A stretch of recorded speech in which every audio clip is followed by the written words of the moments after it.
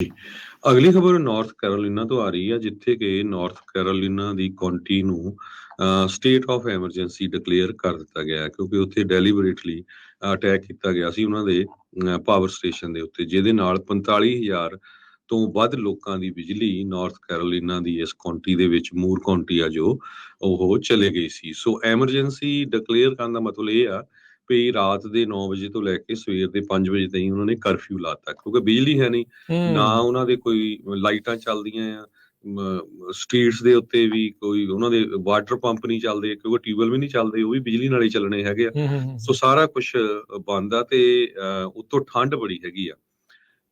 Jeff Brooks ਇੱਕ Spokesman ਹੈਗੇ duke energy ਦੇ, ਜੋ ਕਿ ਜਿਨ੍ਹਾਂ ਦਾ ਇਹ ਪਾਵਰ ਪਲਾਂਟ ਸੀਗਾ, ਉਹਨਾਂ ਨੇ ਕਿਹਾ ਵੀ 7,000 ਦੇ ਕਰੀਬ ਕਸਟਮਰਸ ਦੀ ਅਸੀਂ ਪਾਵਰ ਬੈਕ ਲੈ ਆਂਦੀ ਆ। 38,000 ਲੋਕ ਹਜੇ ਵੀ ਬਿਨਾਂ ਪਾਵਰ ਤੋਂ ਹੈਗੇ ਆ, ਕੱਲਾ ਪਾਵਰ ਤੋਂ ਬਿਨਾਂ ਨਹੀਂ, ਪਾਣੀ, ਐਵਰੀਥਿੰਗ ਜਿਹੜਾ ਆ ਉਹਨਾਂ ਦੇ ਕੋਲ ਕੁਝ ਵੀ ਨਹੀਂ ਹੈਗਾ।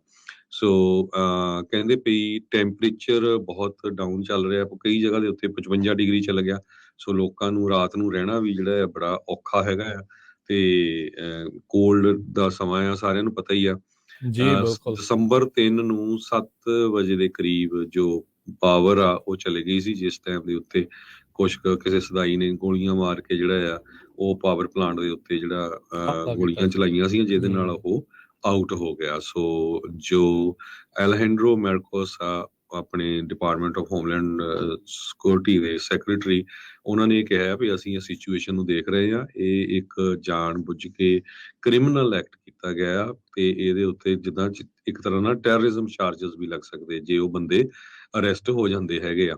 ਸ਼ਾਰਲੇਟ ਨਾਰਥ ਕੈਰੋਲੀਨਾ ਦੇ office of Federal Bureau of Investigation ਵੀ ਇਸ ਦੀ ਇਨਵੈਸਟੀਗੇਸ਼ਨ ਕਰ ਰਹੀ ਹੈਗੀ ਆ। ਜੀ ਬਿਲਕੁਲ ਹਰਜੋਤ ਸਿੰਘ ਜੀ, ਪਹਿਲਾਂ ਜਿੱਦਾਂ ਆਪਾਂ ਕੱਲ ਵੀ ਗੱਲ ਕਰ ਰਹੇ ਸੀ, ਇਸ ਨੂੰ ਇੱਕ ਅੱਤਵਾਦੀ ਹਮਲੇ ਦੇ ਵਜੋਂ ਦੇਖਿਆ ਗਿਆ। ਕਈ ਥਾਵਾਂ ਤੇ ਚਰਚਾ ਵੀ ਜਿਹੜੀ ਉਹ ਰਹੀ, ਤੇ ਪਰ ਬਾਅਦ ਦੇ ਵਿੱਚ ਇਹ ਦੱਸਿਆ ਗਿਆ ਵੀ ਇਹ ਕਿਸੇ ਹੋਰ ਸ਼ਦਾਈ ਦਾ ਜਿਹੜਾ ਇਹ ਕੰਮ ਸੀਗਾ।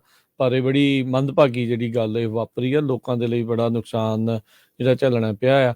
ਇੱਥੇ ਹੋਰ ਵੀ ਚੀਜ਼ਾਂ ਦੇ ਕਈ ਸਵਾਲ ਜਿਹੜੇ ਹਰਜੋਤ ਸਿੰਘ ਜੀ ਉੱਠਦੇ ਆ ਵੀ ਕੀ ਗੱਲ ਇੰਨੀਆਂ ਅਹਿਮ ਚੀਜ਼ਾਂ ਦੇ, ਅਹਿਮ ਇਨਫਰਾਸਟਰਕਚਰ ਦੀ ਕੋਈ ਸਿਕਿਉਰਿਟੀ ਨਹੀਂ, ਕੀ ਉੱਥੇ ਕੋਈ ਉਸ ਦੀ ਦੇਖ ਰੇਖ ਕਰਨ ਨੂੰ ਕੋਈ ਨਹੀਂ ਆ?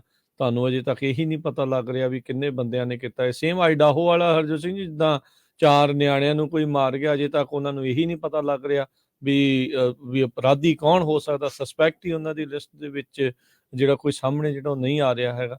ਸੋ ਇਹ ਨਾਰਥ ਕੈਰੋਲੀਨਾ ਦੇ ਵਿੱਚ ਇੰਨੇ ਲੋਕਾਂ ਦੀ ਜਿਹੜੀ ਬਿਜਲੀ ਨੂੰ ਗੁੱਲ ਕਰ ਦੇਣਾ, ਇਹ ਤਾਂ ਕ੍ਰਿਟੀਕਲ ਜਿਹੜਾ ਫੇਲੀਅਰ ਆ ਉਹ ਦੇਖਿਆ ਗਿਆ ਆ। ਪਬਲਿਕ ਸੇਫਟੀ ਦੇ ਨਾਲ ਨੈਸ਼ਨਲ, ਜੇ ਇੱਕ ਕਾਉਂਟੀ ਦੇ ਵਿੱਚ ਕੋਈ ਇੱਕ ਜਣਾ ਇੱਦਾਂ ਕਰ ਸਕਦਾ, ਤੇ ਜੇ ਕੋਈ ਸੋਚ ਰਿਹਾ ਹੋਵੇ ਵੀ ਵੱਡੇ ਪੱਧਰ ਦੇ ਉੱਤੇ ਗ੍ਰਿਡਾਂ ਦੇ ਉੱਤੇ ਇੱਦਾਂ ਜੇ ਕਿਸੇ ਨੇ ਕਰਨਾ ਆ, ਤਾਂ ਫਿਰ ਕੀ ਉੱਥੇ ਜਿਹੜੀ ਆ ਤਿਆਰੀਆਂ ਜਿਹੜੀਆਂ ਇਹਨਾਂ ਦੀਆਂ ਹਨ। ਸੋ ਇਹ ਕਾਫੀ ਕੁਛ ਜਿਹੜਾ ਇੱਥੇ ਸਵਾਲਾਂ ਦੇ ਜਿਹੜੇ ਕਟਹਿਰੇ ਦੇ ਵਿੱਚ ਹਨ।